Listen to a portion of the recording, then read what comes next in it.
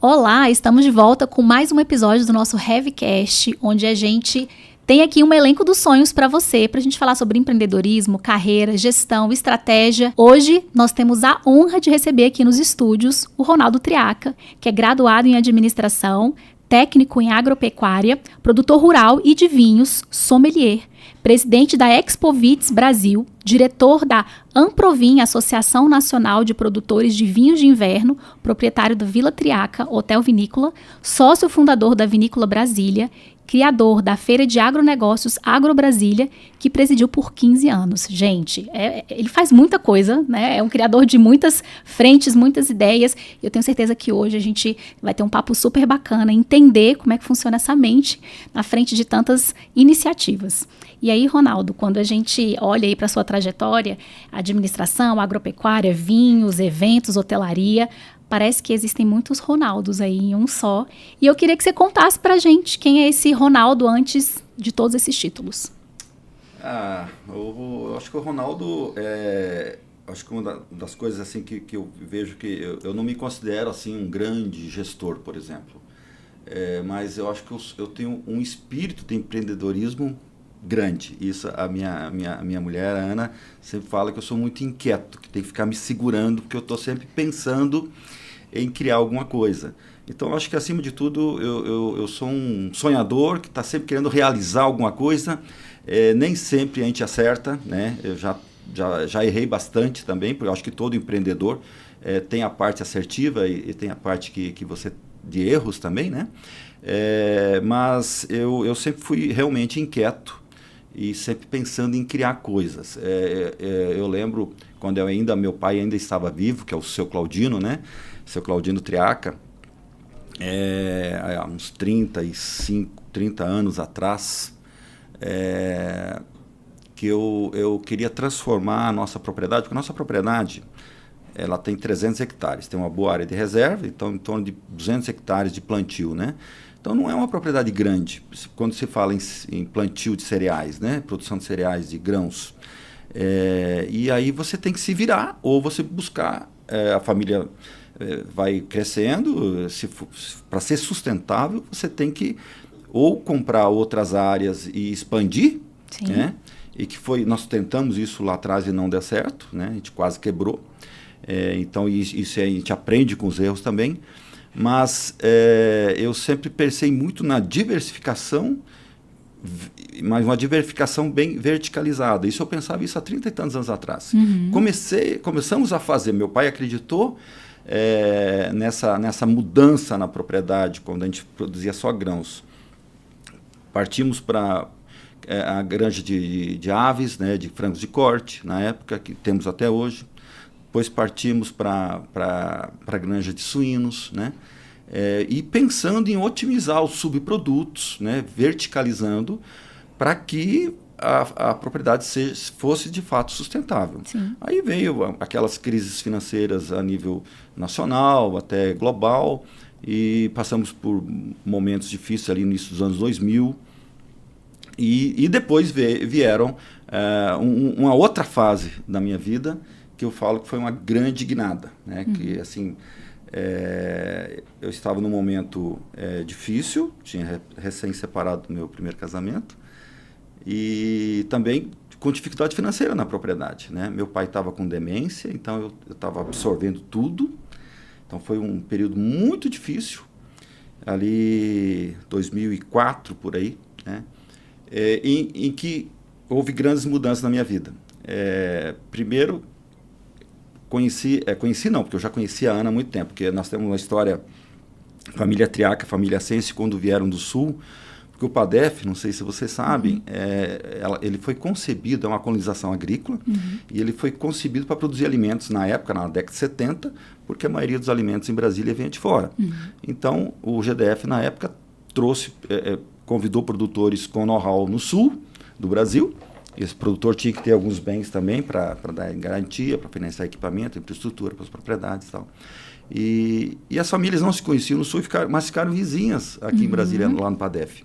E só tinha uma estradinha poeirenta no meio, foi onde a família Triaca e a família Sense construíram os barracos de madeira, né? Pensando num futuro melhor. Então, a Ana veio depois, mas eu já conhecia porque ela vinha visitar a família. Então, a Ana, ela também se separou do primeiro casamento e veio para Brasília no início dos anos 2000. Em 2004, nós começamos a nos relacionar. Os dois já estavam livres, né? E ela foi fundamental também nessa minha nova era, digamos assim, um novo traçado na minha vida. E também eu fui convidado para trabalhar na Emater na época, em 2004, 2005. E até foi o Joey Vale, que é um grande empreendedor, até recomendo ele, né, para que seja entrevistado aqui, porque é um grande gestor, empreendedor, né, principalmente na agricultura orgânica, talvez seja a maior propriedade orgânica do Brasil hoje. Sim. Então, é um case de sucesso. E o Joey Vale tinha trabalhado na Emater e ele estava sendo convidado para trabalhar de novo, e ele estava pensando em entrar na política. E um dia ele me encontra lá no PADEF e falou: Ronaldo, você não quer assumir um posto lá na Emater? Eu fiquei assim, pensando, né? Meu pai lá com problema de saúde. Eu falei: não, me dá uns 30 dias aí para organizar a minha vida. Então tá, e aí acabei entrando na Emater. E foi aí que começou a grande virada da minha vida, que eu falo, porque eu tive que encarar meus vizinhos, meus companheiros produtores rurais, né? Eu tive que começar a fazer palestras sobre práticas de manejo de campo, né? Tecnologias, mesmo com todos os problemas que eu estava, né? E foi aí que veio e outra pessoa que foi fundamental nessa minha guinada foi o Carlos Vitor, que já era Emater, né, há muitos anos, trabalhou 30 anos na Emater, mas eu passei a trabalhar lá no escritório da Emater do PADEF. Então o Marconi, que era o gerente também, que me apoiou muito, eles me acolheram no escritório, né? Porque eles estavam lá há muito tempo, trabalhando com os produtores rurais. Eles me atendiam como produtor rural e eu passei para o outro lado, né? Também. E a ideia da Agro Brasília, por exemplo, que eu acho que foi eu acho que esse evento realmente, Carol e Kelly, acho que deu eu falo assim que o agronegócio do Planalto Central, não só do Distrito Federal, a Agro Brasília foi um divisor de águas, né? Porque trouxe muita tecnologia, principalmente para os pequenos, para os médios, que não tinham condições de ir para grandes feiras, grandes eventos em outras regiões, como o AgriShow em São Paulo e tal. Sim. E eu tive essa ideia de criar esse evento. Foi num dia lá em que nós estávamos discutindo, a Copadef realizava um pequeno evento lá, a Festa da Soja. E estava indo para a 3ª edição, e aí ia ter uma reunião de avaliação se valia a pena continuar ou não, porque não estava indo muito bem, né? E aí eu tinha uma área de eucalipto lá no 3º corte, já não produzindo muito mais, na área da cooperativa, da Copadef, que eu sou cooperado também, né? E eu pensei, poxa vida, aqui daria uma belíssima feira, né? E eu tinha essa ideia da feira na minha cabeça, porque em 98, então isso o início da Agro Brasília foi 2007. Sim. Que nós começamos a planejar. Então, quase 10 anos atrás, foi realizado um grande evento na nossa propriedade, que é o Encontro Nacional de Plantio Direto. Inclusive vai ter o próximo, de 2 em 2 anos, esse Encontro Nacional, e vai ser em Brasília de novo esse ano, tá? Vai ser aqui. Ele gira, né? No Brasil. Cada 2 anos numa região forte de agro. E acabou que eu arrendei uma área irrigada que nós tínhamos lá para fazer o evento, para a Associação Nacional de Plantio Direto. Não sei se você sabe o que é plantio direto. Explica para gente. Vou explicar rapidinho. Outra coisa que foi, para mim, foi uma revolução no agronegócio brasileiro e por nós sermos essa potência mundial de produtor de alimentos. Sim. Que nós somos hoje. O plantio direto, para mim, foi peça fundamental. É um dos fatores fundamentais. O plantio direto, gente, o plantio convencional é aquele que você passa o arado, né, passam a grade e depois planta em cima. Você revolve o solo. Sim. Plantio direto, como propriamente o nome diz, é plantio sobre a palha. Então, isso tem uma série de benefícios ambientais. Isso revolucionou o campo, o Brasil, e que transformou a gente nesse um dos maiores produtores mundiais. Quando você não revolve o solo, por exemplo, aqui em Brasília tem 6 meses seca. E essa palha fica protegendo o solo por todo esse período. Claro que você tem que cuidar com fogo, e é um desafio para nós no campo, né? Você sabe o que é as queimadas aí, mas os produtores são muito organizados, a gente tem patrulhas. Quando aparece uma fumaça, a gente tem um grande grupo de produtores do Distrito Federal que chama-se PADEF Alerta, mais do lado do PADEF, né? Quando aparece uma fumaça, já vai 4, 5 produtores com as suas patrulhas, tanques de água, tal, trator para apagar o fogo. Quando os bombeiros chegam lá, a gente já apagou. É assim que funciona. Mas, tirando esse desafio aí do fogo, então, erosões que ocorriam muito antes, em Brasília, às vezes dá uma chuva de 100 milímetros.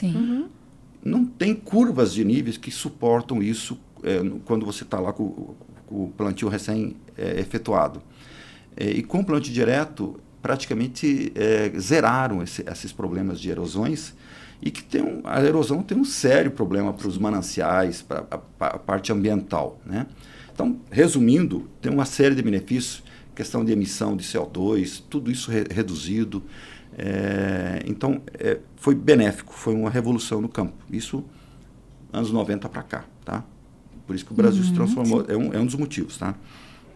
Então, teve esse encontro nacional, né?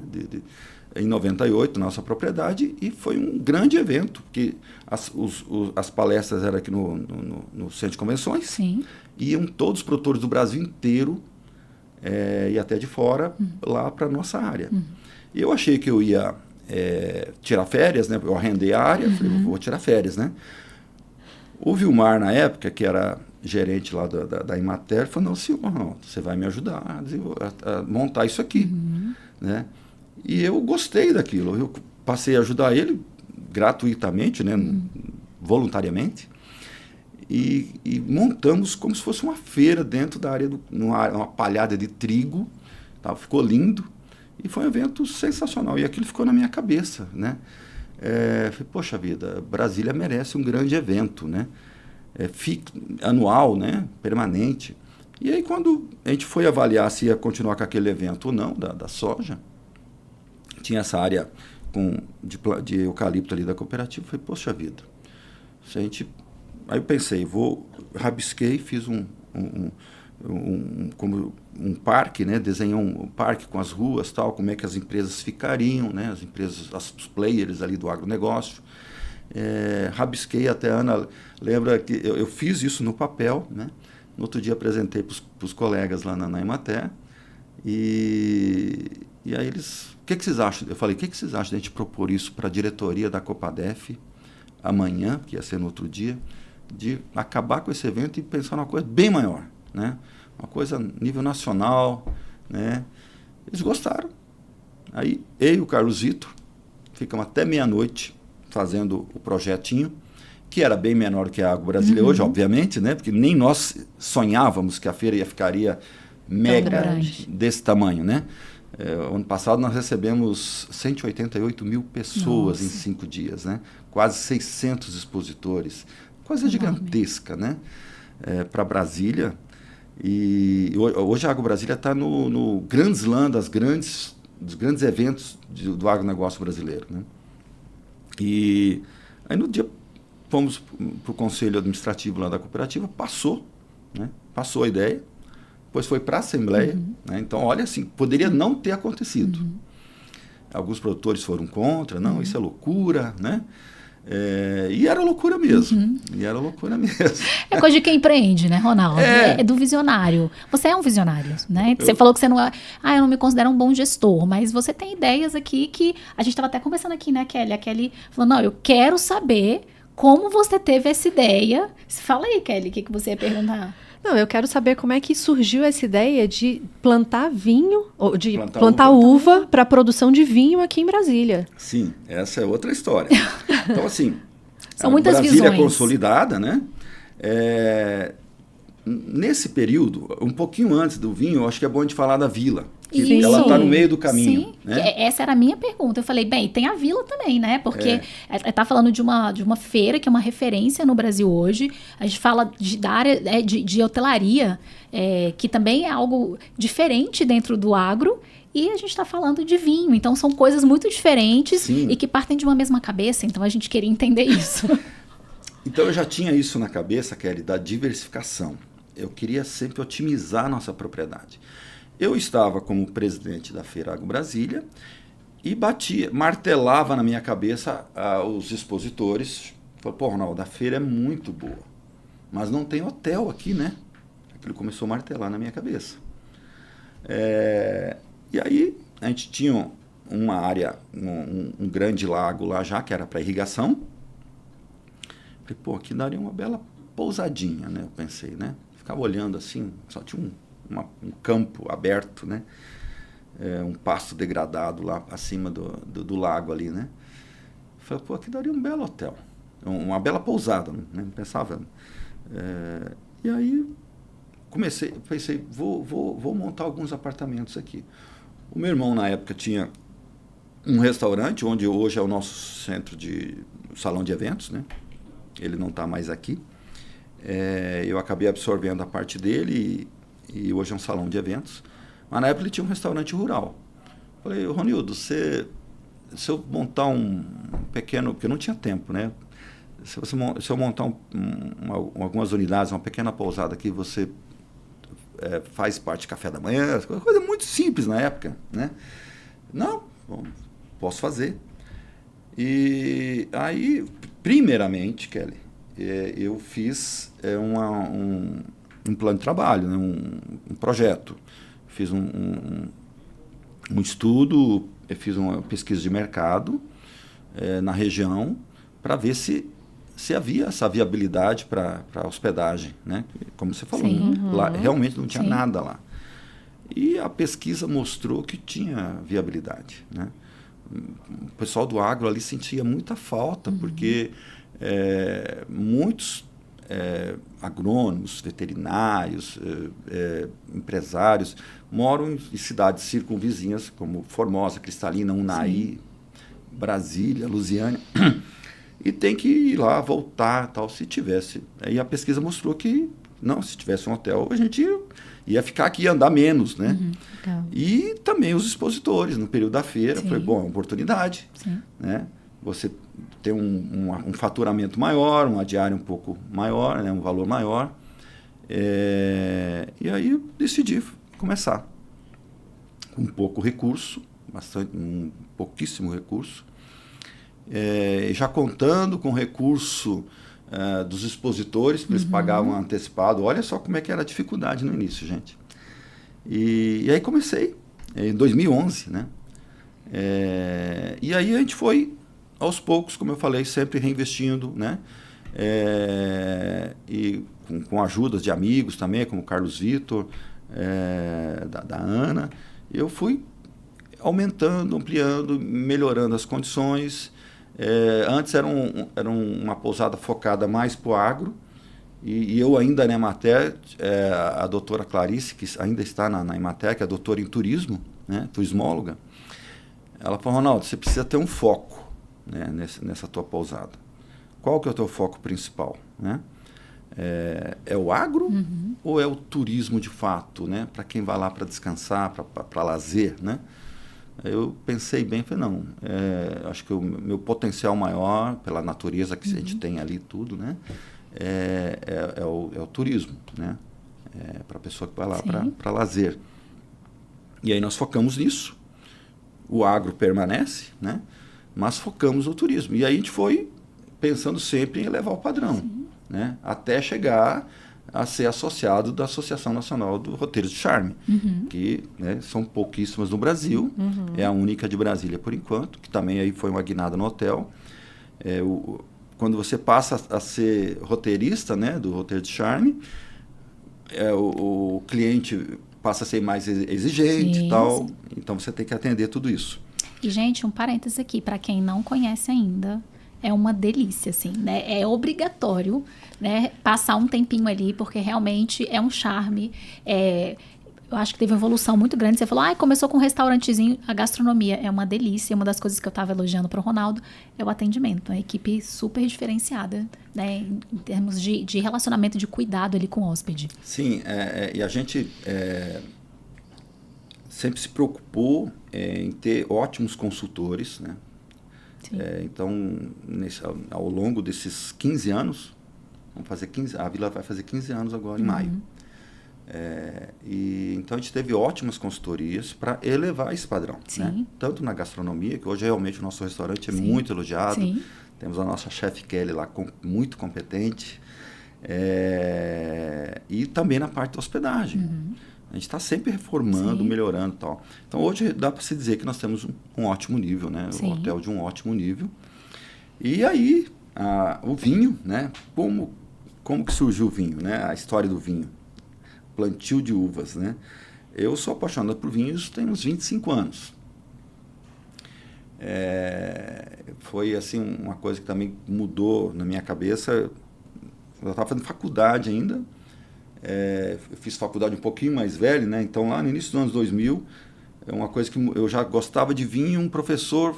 eu estava lá na aula de filosofia, meio dormindo lá no fundo da sala, e o professor falou assim, tem um vinho bacana para quem gosta de vinho, um vinho brasileiro. Vinho brasileiro naquela época, poxa, hoje ainda há preconceito com o vinho nacional, imagina há 25 anos atrás. Dalpisol, que é uma vinícola muito tradicional no Rio Grande do Sul, lá em Bento Gonçalves, né? Eu anotei na ponta da folha, assim, e quando eu saí na semana à noite num restaurante em Brasília, ali no Gilberto Salomão, próximo ao Gilberto Salomão, olhei a carta, tinha o Dalpisol, né?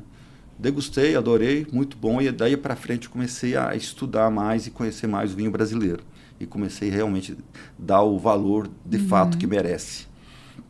E então eu falava para a família uns 10 anos atrás, eu já era um bom apreciador de vinhos, 10, 12 anos atrás, que eu queria fazer um vinho lá na propriedade. Falava para meus irmãos ali e tal.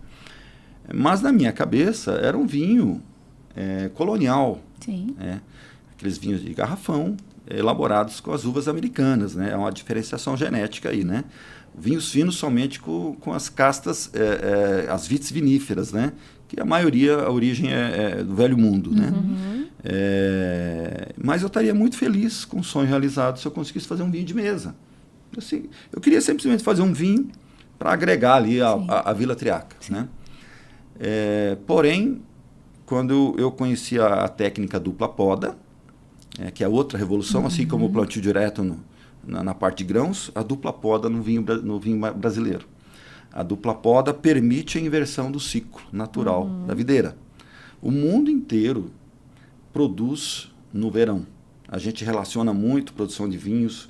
Quando se pensa em ir para uma região vinícola, né? Geralmente a região é fria, é ou não é? Sim. Mas se pararmos para pensar, essa região fria, seja França, Itália, Napa Valley, Mendoza, Argentina, Rio Grande do Sul, só se consegue produzir no verão. Sim. Né? E a dupla poda permite justamente produzir no inverno para as regiões que é possível produzir no inverno. Essas regiões tradicionais não é possível produzir no inverno, porque o inverno é muito rigoroso, né? A planta tem dormência, tem geada, tem neve, então é impossível praticamente, né? Então essa técnica nasceu pela IPAMIG, empresa de pesquisa agropecuária de Minas Gerais. O Dr. Murilo Albuquerque Regina, nosso amigo, ganhou até um prêmio como se fosse um Oscar do vinho brasileiro pela revolução para o vinho nacional.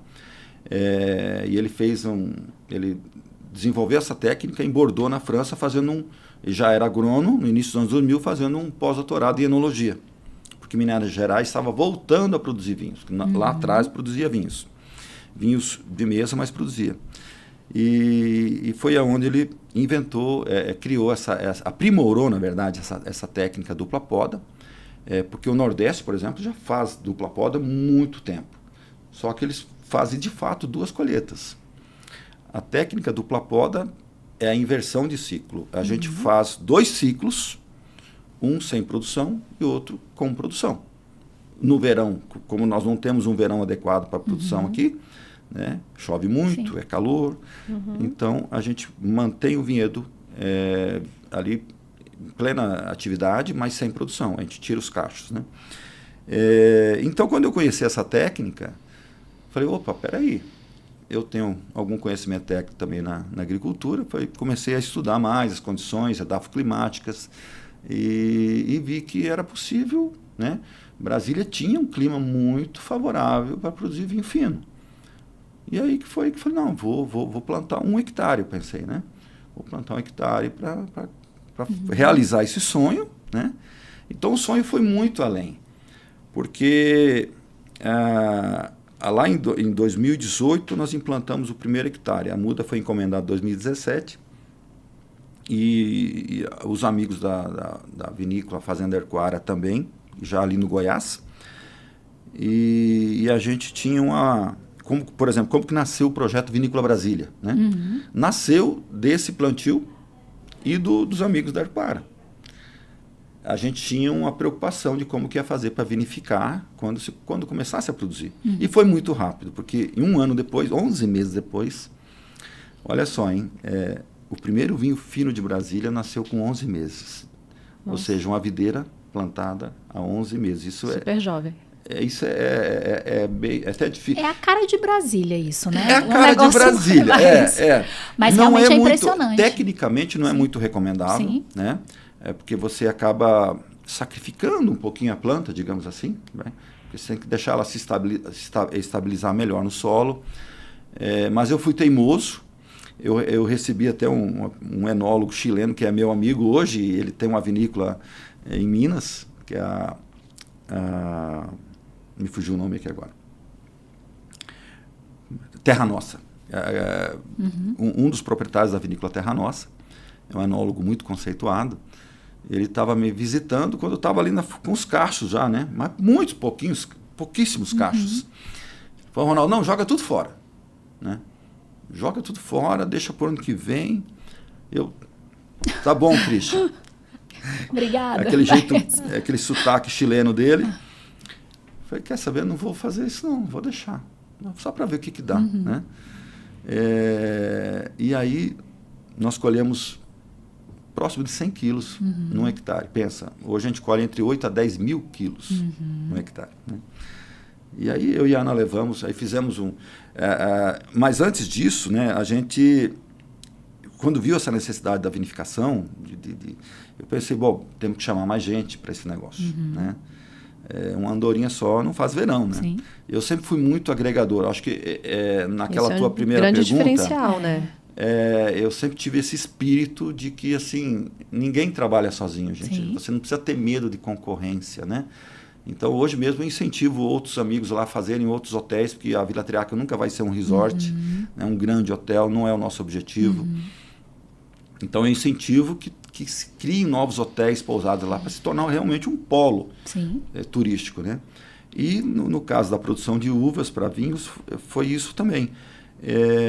Então, como eu já morava lá há uns 40 anos, né, gestor da Feira Agro Brasília, conhecia muitos produtores, preparei uma apresentação, né, no PowerPoint e tal, e comecei a fazer reuniões lá na Vila Triaca, mostrando mais uma atividade, porque foi uma coisa que eu também não citei do sucesso da Agro Brasília, é aquilo que, eu coloco isso no nosso contrarótulo todos dos vinhos Vila Triaca, citando um pouquinho do que Dom Bosco prediziu lá atrás, no século XVII, que aqui no Planalto Central jorraria leite e mel, né? Uma metáfora, mas que de fato isso está ocorrendo já tem alguns anos, né? Por esse clima muito bem definido que nós temos. 6 meses de chuva, 6 meses seca, com altitude média de 1.000 metros, a gente tem talvez seja a região mais diversificada do mundo. E por isso o sucesso da Agro Brasília, porque os produtores aqui têm um alto nível tecnológico, né? Bem capitalizados. Então, esse é um pouco do sucesso da Feira Agro Brasília. E aqui nós temos, assim, umas 25 atividades ou mais, né? Tudo com alta tecnologia. A gente pensa muito em soja, milho, feijão, mas vai muito além disso. Aqui se produz café de altíssima qualidade. Sim. Trigo, um dos melhores trigos do mundo, Brasília produz hoje, graças à Embrapa, melhoramento genético ao longo das décadas aí. Muito morango ali pro lado de Brasilândia, né? Algodão, girassol, alho, cebola, enfim. É uma grande diversidade. Agora está entrando forte laranja, né? Então eu falei, gente, mais uma atividade aí promissora, né? Aí tem grande potencial. E eu comecei a apresentar o que era possível, né, de produzir e tal. E aí foi juntando, né, o grupo. O Carlos Vitor foi o primeiro, que já estava comigo na Emater, né, na Agro Brasília. Sempre meu braço... A gente trabalhou sempre muito junto na Agro Brasília. Criamos junto, praticamente, a feira, né? E eu falei, Carlos, topa, né? Entrar? Não, vou plantar. E os outros foi assim também, foi juntando. Quando vimos, tínhamos 10 amigos produtores rurais, né?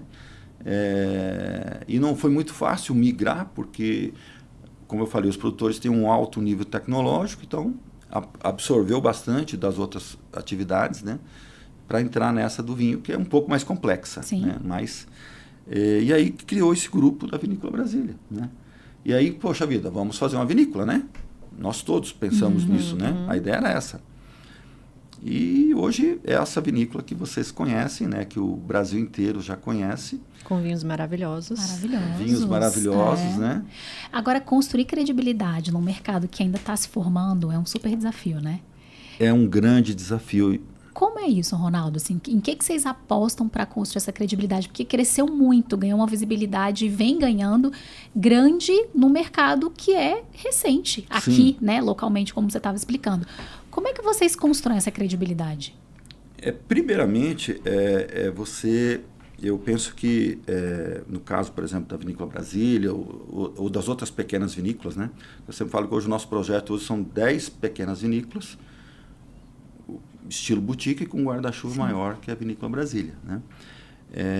E para você começar uma nova atividade é um grande desafio, né? Ainda mais de vinho, né? Dessa atividade que há um certo preconceito ainda a nível Brasil, e numa região nova, né? E então realmente é um grande desafio, mas eu penso que primeiramente é você ter um produto de alta qualidade, né? Nós não estaríamos com todo o investimento que foi feito até aqui se a gente não soubesse que era possível você elaborar um grande produto, né? Estava contando das premiações para a gente também, né? Sim. Hoje esse grupo de produtores tem mais de 70 premiações. Olha, em tão pouco tempo, né? Sim. Pensar de 2018 para cá, né? Não tem 10 mais anos, de 70 entre nacionais e internacionais. São várias internacionais. Prêmios na França, prêmios na Itália, né? Prêmios em Londres, né? Em grandes concursos, né? Em grandes concursos. Então, a Vila Triaca mesmo hoje, por exemplo, o ano passado ganhou um Gran Ouro no Vinali na França, em Cannes. Olha só. Vai ocorrer a próxima edição agora, daqui uns 30 dias. Estamos na expectativa. E esse ano mais produtores enviaram. Sim. Então, eu acredito que virão muitos prêmios, né? Excelente. E prêmios nacionais também, como esse da Avaliação Nacional de Vinhos, né? Em que é como se fosse o Oscar do vinho brasileiro. E esse ano passado foram 533 amostras de vinho, né?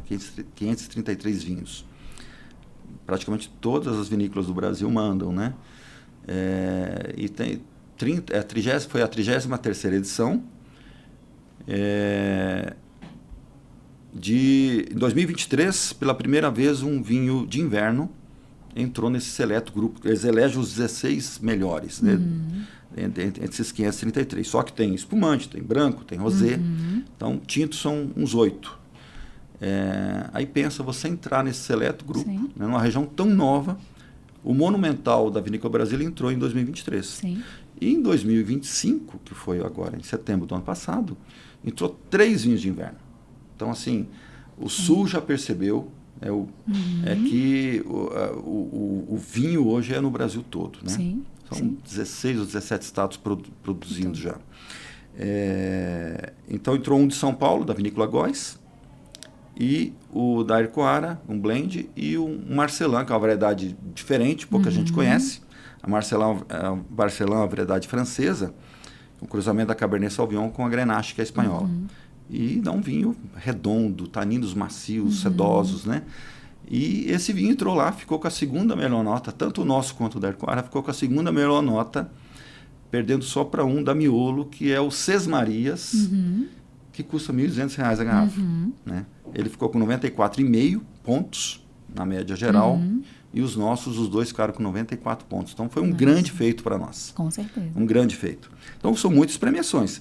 Então, voltando ao fato do desafio, né, eu penso que, primeiro, você ter um produto, né, de muita qualidade, para você colocar no mercado, né, e um mercado, uma atividade nova, que é um grande desafio. Né?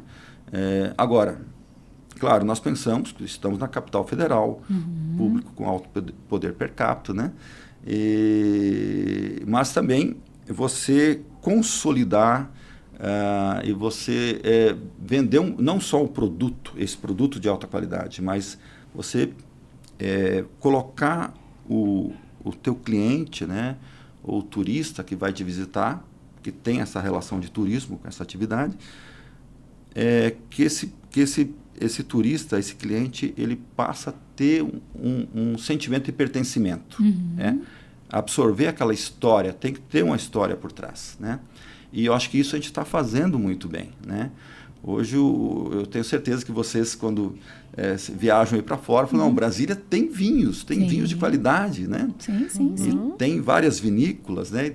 Então dá para encher o peito e falar isso. Agora, se a gente não tivesse um bom produto, não daria para ficar falando por aí também, né? Não, com certeza, Ronaldo. Eu falei que eu estive na Vila Triaca quando eu acho que vocês estavam lançando, não sei se o primeiro, ou muito no comecinho. Provei e recentemente provamos vinhos da Vinícola Brasília, né, de vocês também. E a evolução foi enorme. É impressionante o nível de qualidade, de fato, do produto que vocês estão colocando no mercado, né? Estão desenvolvendo. Sim. E num espaço de tempo realmente muito curto. Muito curto. Né? Então, eu acho que isso traz um super orgulho, né? Estava comentando aqui, traz um orgulho para quem é daqui, né? Então, é uma região realmente muito promissora para muitas coisas. E a gente fica muito honrado, né? E feliz de isso estar acontecendo no agro também, na produção de vinhos aqui, que tem gente que ainda não conhece. Você fala, olha, tem que estar mais antenado do que está acontecendo aqui na nossa região. Muita gente não conhece, né? Toda semana a gente recebe grupos de turistas lá, quase todos os dias, né? Mas principalmente aos sábados. Já tem um tour lá no PADEF, né? É um pequeno polo já, um pequeno Vale dos Vinhedos, digamos assim. Quatro vinícolas hoje recebem visitantes, que é a Vinícola Brasília, a Ercoara, a Casa Vitor e a Vila Triaca. Outras, esporadicamente, como a Marquese ou a Macena, também recebem. Mas, frequentemente, são essas 4, né? E toda semana, poxa, eu não conhecia. A gente ouve isso, né? Eu não conhecia, nossa, tão perto de Brasília, né? Eu estou viajando para fora para conhecer vinhos de qualidade, sendo que eu tenho aqui do meu lado. Como que vocês não me mostraram isso antes? A gente tenta mostrar, né, Carol, Kelly? Sim. Mas vocês estão conseguindo mostrar isso de uma forma muito positiva, né? Então, ao longo dos últimos anos, a gente tem visto vários movimentos para trazer visibilidade para esse mercado, né? Não só do enoturismo, mas dos vinhos especiais que Brasília tem. Sim. Isso tem sido bem importante para a região. Eu acho que uma chave nessa atividade, principalmente vinícolas de médio para pequeno porte, como é o nosso caso, não sobrevive sem o enoturismo. E nós estamos conseguindo desenvolver um enoturismo já de muito boa qualidade. Vocês têm que voltar lá, Kelly, porque... A gente volta todo mês, né, Kelly? Se tiver oportunidade, todo mês a gente está lá. Mas... porque hoje a gente está com uma ótima estrutura, a Vinícola Brasília também, a Ercoara, a Casa Vitor. em que o turista foi, poxa vida, isso que não deve nada para outras regiões vinícolas mundo afora. E a gente né? teve uma experiência, né, lá na Ercoara. Exato, recentemente, a gente teve uma experiência incrível. E lá Vila Triaca para mim também foi assim, como você disse, não deixa nada a desejar em outros lugares, né? O meu marido é um super apreciador de vinho também, e a gente ficou muito impressionado, assim, com o espaço, com a ambientação, com o cuidado, né? Que, enfim, um conjunto de fatores que te fazem realmente viver uma experiência ali naquele espaço, assim, desde a gastronomia, como eu falei, o cuidado das pessoas ali, e hoje o produto em si, né? O vinho em si que vocês estão colocando no mercado. Agora, eu acho que tem um aspecto muito relevante, que eu acho que é algo que, inclusive, precisa ser visto e observado com carinho por empreendedores de outros segmentos, que é a questão do associativismo, né? Vocês estão conseguindo um crescimento, uma atuação forte, como a Kelly falou, esse movimento todo que vocês estão trazendo, a visibilidade e o crescimento de todo mundo junto num formato que muitos mercados não enxergam como algo que pode ser copiado, né? Pode ser absorvido. Fala um pouquinho disso pra gente, você já falou um pouquinho da história, de vocês estarem juntos, mas a gente fala que esse nível, às vezes, de competição que existe no mercado, às vezes fecha o olho do empresariado para entender que a atuação em conjunto ela pode ser muito positiva. Exatamente. É ao contrário do que se pensa, do que a maioria pensa, na verdade. O associativismo, né, o trabalho em conjunto, em grupo, acaba... a transformação de uma região é muito maior, né? Eu tenho certeza que se nós continuássemos, por exemplo, só a Vila Triaca, Ercoara, não teria a visibilidade que hoje se tem da produção de vinhos em Brasília, né? Então, foi graças a esse associativismo, né? Essa união, que realmente foi uma grande mola propulsora. Então, é justamente ao contrário. Hoje, se você for na Vila Triaca, eu vou estar lá falando da Ercoara, da Casa Vitor, da Vinícola Brasília e dos outros, né? E assim como se for na Ercoara, eles vão falar de nós também. Então, a gente tem esse trabalho de parceria, de união, e que realmente as pessoas ficam encantadas. Pô, mas isso aqui é diferente. E mesmo os grandes players aí do mundo do vinho, quando nos visitam, recebemos já recentemente o CEO da Casa Valduga, o seu Juarez Valduga, entre outros que a gente recebe frequentemente, que estão vendo que está nascendo uma região muito promissora aqui, né? Um novo eixo, né? Então, muito potencial, estão, lógico, estão de olho, né? E querem ver o que está acontecendo aqui. E realmente todos falam, pô, é um trabalho sensacional que vocês estão fazendo. É um modelo de negócios nessa atividade vitivinícola que é inovador. É inovador. Né? Eu conheço um projeto parecido que é em Mendoza, que é a Clos de los Siete, mas que o nosso acho que é um pouco mais completo. Então, de fato, o associativismo fez toda a diferença para nós chegarmos onde nós estamos hoje, né? Legal. Aqui na nossa conversa teve um ponto que você falou que me chamou muita atenção, que foi quando eu fui pensar na estruturação do hotel, que na verdade seria inicialmente uma pousada, eu fiz um plano de negócios. Então, tem muitos empresários que têm um sonho de empreender e eles falam, não, eu vou tocar isso daqui porque eu tive um sonho, não estudam, não fazem um plano de negócios e acaba tendo uma série de dificuldades ao longo do caminho. No caso de vocês, houve uma preparação, um estudo de mercado, um estudo técnico a respeito, né, de como é que eu vou fazer isso, como é que eu vou plantar. E essa questão, acho que da formação de uma associação, da promoção de outros produtores também para o mesmo sentido, foi o que ocasionou, o que proporcionou essa visibilidade toda que vocês têm, né? Então, é necessário ter esse cuidado na hora que você vai empreender para não entrar em riscos que são desnecessários. E até a formação dos sucessores, que era algo que você também estava comentando com a gente. Então, uma profissionalização de fato do que está sendo feito, né? Sim, olha, o plano de negócios é fundamental, né? Para qualquer atividade. Sim. Né? E assim, eu tenho esse espírito agregador também, só que eu era um pouco inconsequente, eu diria, no início. Eu recebo até hoje muitas pessoas lá querendo entrar na atividade. Por que inconsequente? Porque eu sou tão entusiasta que eu falava, incentivava a todos entrarem na atividade. Hoje eu tirei um pouquinho o pé, por quê? Às vezes, Kelly, você incentiva ali, né? Aquele empresário que tem alguma economia guardada, mas que não é relevante, né? Não é um grande... E aí essa pessoa despreparada não elabora um plano de negócios, não faz uma pesquisa de mercado, não tem muito conhecimento técnico ou de gestão. Só o sonho não é suficiente. Só o sonho não é suficiente. E é uma atividade que tem que ter muita resiliência, né? É muito desafiadora essa atividade. E principalmente, o custo é alto para você entrar no mundo do vinho. E o retorno, o retorno é muito demorado, né? No mínimo 5 anos para você começar a ter algum retorno. E às vezes a pessoa sonha com aquilo, acha maravilhoso produzir vinhos, mas tem um grande caminho para você começar a ter sucesso, né? É longo, um percurso longo. Então, hoje eu continuo incentivando, mas primeiro eu analiso a pessoa que está me visitando, né, o empresário ou um funcionário público, ver se ele tem esse perfil, eu incentivo, né? Porque como foi fundamental, foi importantíssimo esse ponto, de que não adianta só sonhar, não, eu vou ser empresário agora, né? Eu vou produzir vinhos, né? Eu vou ser do ramo, vou entrar na atividade de hotelaria, né?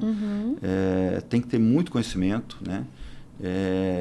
Da atividade, fazer essa pesquisa de mercado, né? Esse plano de negócios, e daí sim tomar a decisão se você vai fazer ou não, né? Sim, e até para o desenvolvimento do próprio negócio, contar com parceiros, né? Então, você disse que teve a contratação de várias consultorias que apoiaram no desenho do negócio, na estruturação, na área de hotelaria. Então, a gente tem aí uma série de especificações.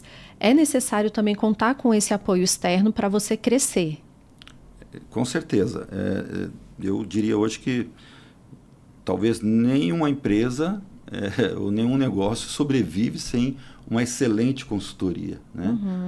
Isso tem que fazer parte do teu custo, né? Um olhar externo, né? Um olhar externo que vai te tirar com outra visão que pensa só naquilo, está preparada, está mais preparada que você, né? Sim.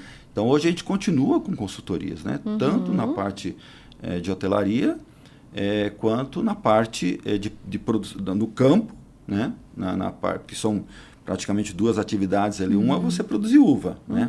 Que é viticultura. A vitivinicultura é a produção de uvas com a elaboração dos vinhos, né? A parte enológica. Então, nós temos ótimos consultores, então investimos bastante nisso, né? Tanto na parte campo quanto na parte de enologia, né? Legal. Diversificou muito, né? Tem muitos negócios dentro do negócio, né? E mercado. Também consultoria de mercado, que uma coisa você produziu. É o tal da porteira para dentro, né? Que se usa esse termo muito no agro, né? O tal da porteira para fora talvez seja mais difícil ainda, né? Principalmente no vinho, né? Como nós já falamos aqui. Que é um mercado tradicional, mas que vocês estão trazendo muita inovação. Como é isso, né? Trabalhar num mercado tão tradicional e trazer inovação para tudo isso. Agora, o mercado está absorvendo muito bem essa nova ideia de Brasília ter vinhos finos de alta gama, de alta qualidade, né? Então, hoje, ótimos restaurantes aqui de Brasília, a maioria já tem os vinhos de Brasília na carta. E eu acho assim que esses empresários que estão percebendo isso, de colocar produtos regionais, né, de ótima qualidade, é um diferencial. Brasília é uma capital internacional, né? Recebe pessoas do mundo inteiro. A gente, quando viaja para fora, o que a gente quer? Experimentar produtos da região, né? Uma coisa que me chamou a atenção, e isso no vinho brasileiro, a gente precisa virar essa chave.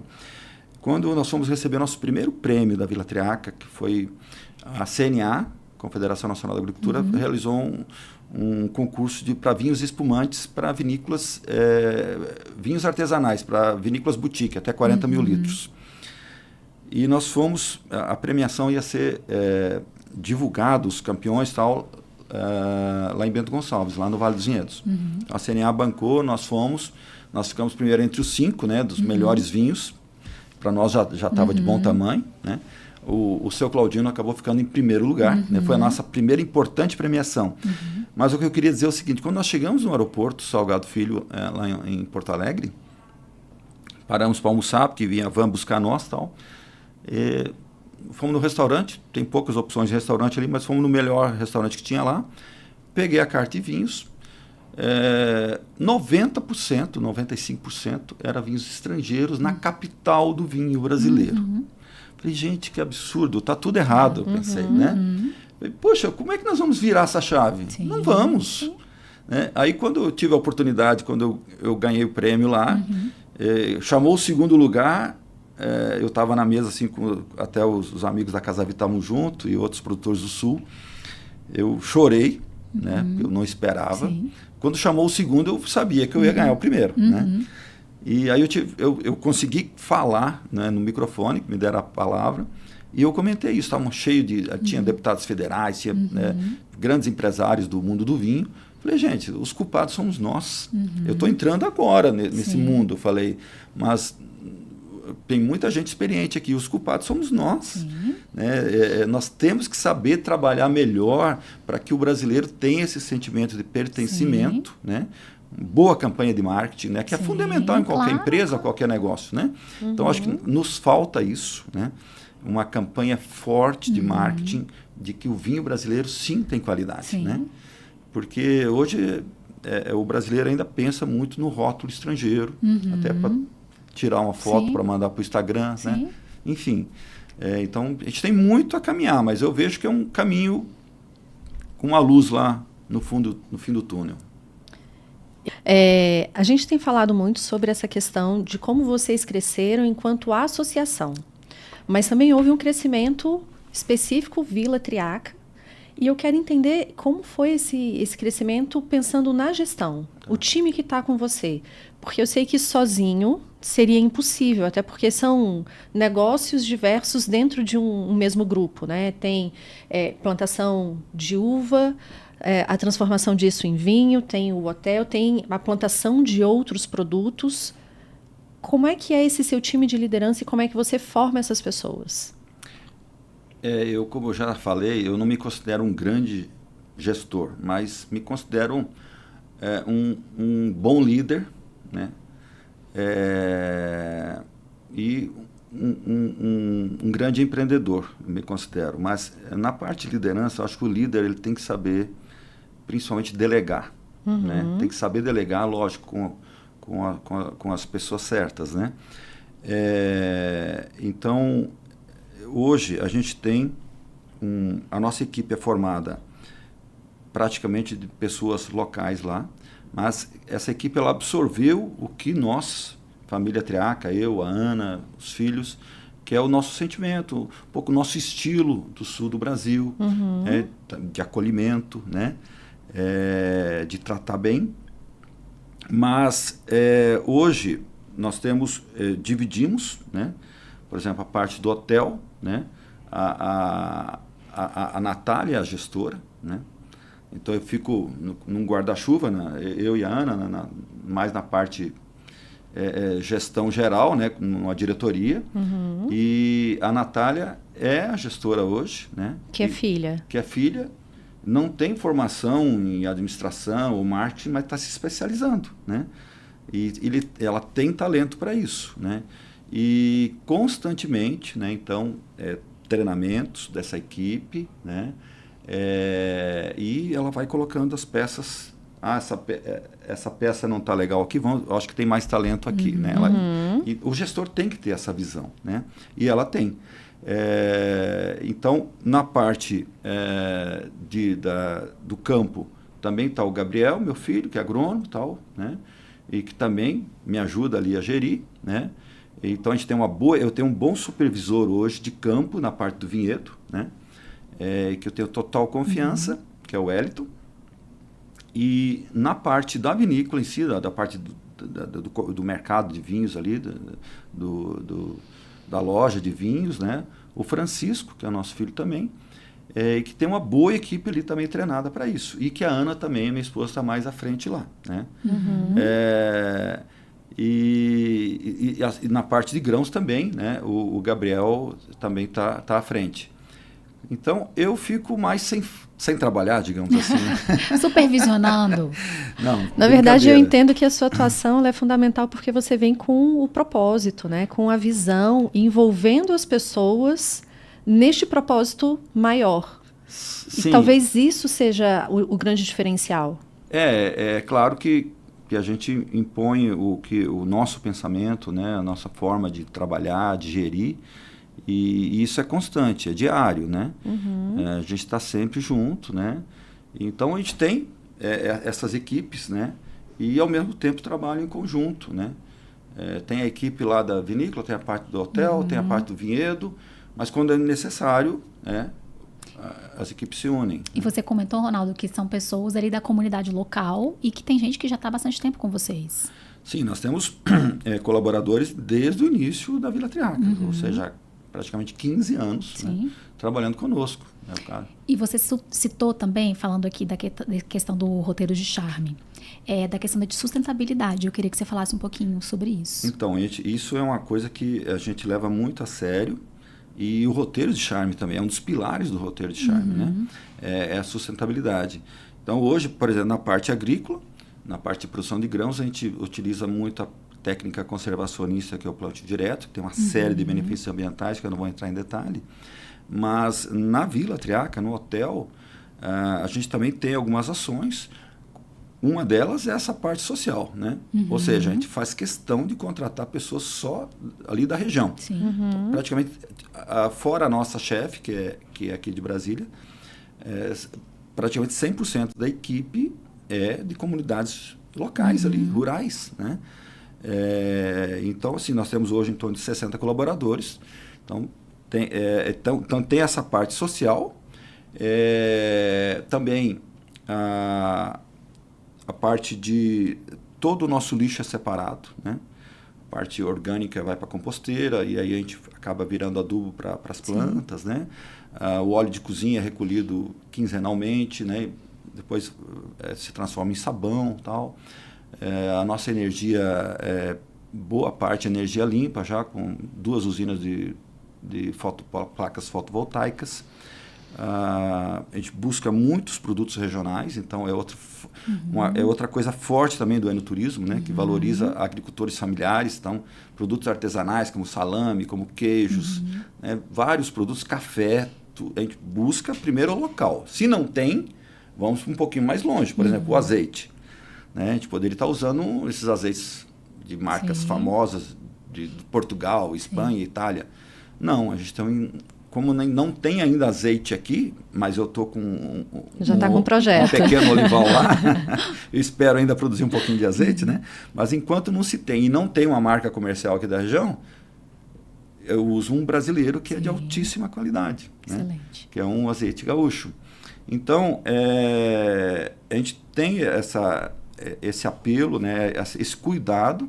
Temos uma boa área, mais de 20% de reserva hoje, nativa, e a gente cuida com muito carinho, né? Inclusive tem uma trilha, né, maravilhosa, né, dentro para os nossos hóspedes, né?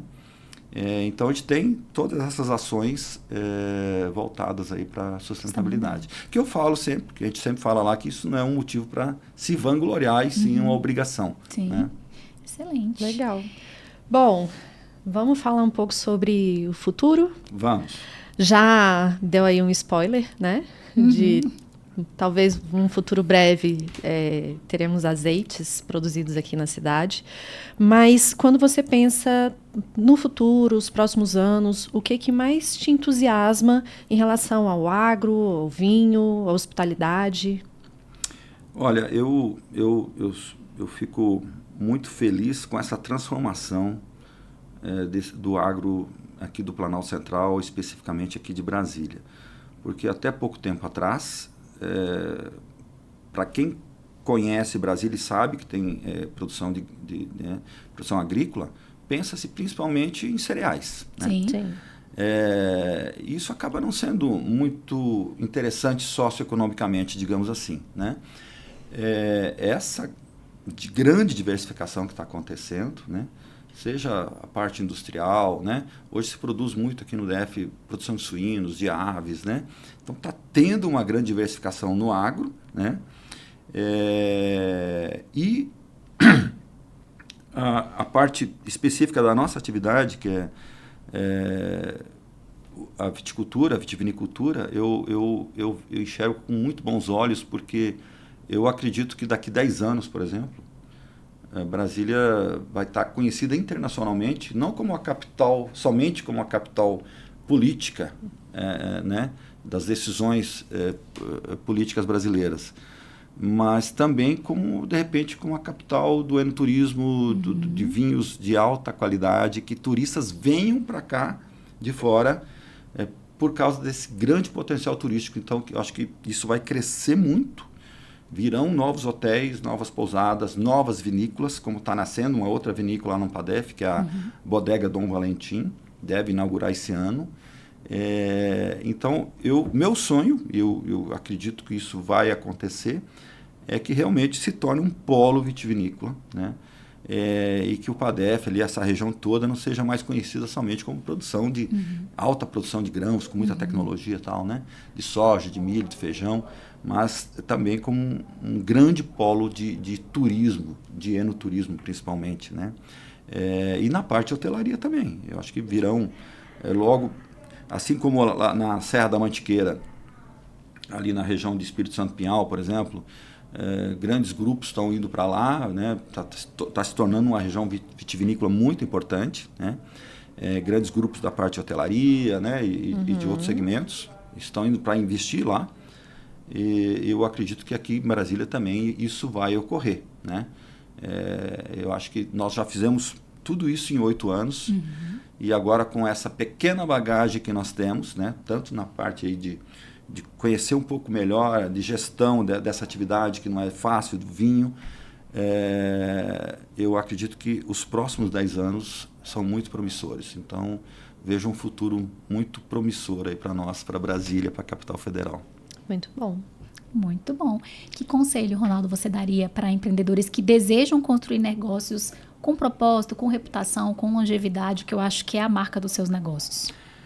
Eu acho que, primeiramente, ter um grande embasamento do que você pretende fazer, né? Não simplesmente pensar e falar, eu vou fazer e vou fazer acontecer. Não. Você ter um bom embasamento, né? Fazer um plano de negócios, pesquisar, viajar. Existe uma empreendedora na parte de hotelaria, que é a nossa parceira no Roteiro de Charme também, que é a Lilian, que é dona de uma das melhores pousadas da América do Sul. Já foi considerada a quinta melhor pousada da América do Sul, que é a Rabo do Lagarto, lá em Espírito Santo, que ela diz assim que o olho precisa viajar, né? Então, para essa pessoa, para esse conselho, né, para esse novo empreendedor, além de estudar muito o negócio, né, ver o que está se fazendo em outras regiões, né? Referências, né? Referências, tanto local, nacional, como para fora também. E também vejo trazer pessoas para dentro do seu negócio também, de fora, para ver o que você está fazendo, para ouvir críticas e saber aceitá-las para você melhorar o que você está fazendo, né? Porque o empreendedor que pensa que está tudo certo o que ele está fazendo, ele está fadado ao insucesso. Então, tem que saber ouvir críticas, todo empreendedor tem que saber ouvir críticas, né? E aplicá-las para a melhoria do seu negócio. Ajustes, perfeito.